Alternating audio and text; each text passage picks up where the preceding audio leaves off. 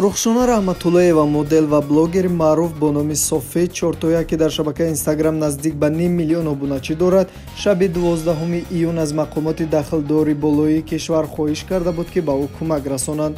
блогер дар саҳифаи инстаграми худ хабар додааст ки аз зиндагии доштааш бо умед номшахс ки айни ҳол шавҳараш аст ва аз ӯ 3 фарзанд дорад дилгир шудааст, зеро ҳамеша ӯ кор мекунад ва шавҳарашро мехӯронад ва ҳар рӯз зери шиканҷаву латӯ кӯб қарор мегирад.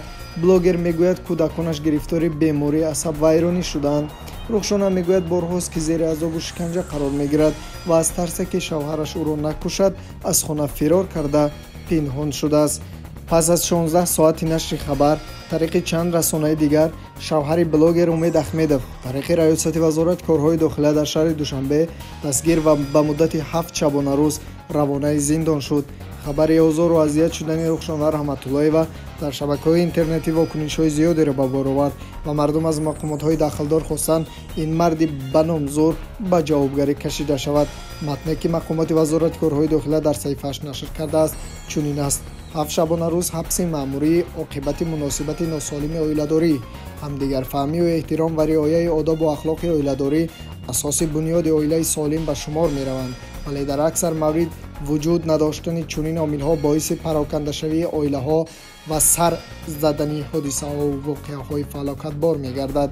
аз ҷониби кормандони раёсати вазорати корҳои дохилия дар шаҳри Душанбе муроҷиати электронии шаҳрванд Рухшона Раҳматуллоева ки аз шиканҷаву бадрафтории шавҳараш шикоят намуд мавриди баррасӣ қарор дода шуд.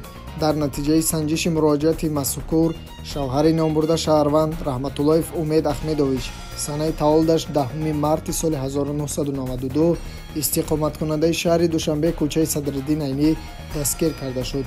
зимни санҷиши холисонаву ҳамаҷониба, пурсиши гумонбару ҷабрдида ва шоҳидони ҳодиса муайян карда шуд ки дар ҳақиқат муддатест дар муносибатҳои оиладории номбурдагон нофаҳмӣ ҷой доштааст.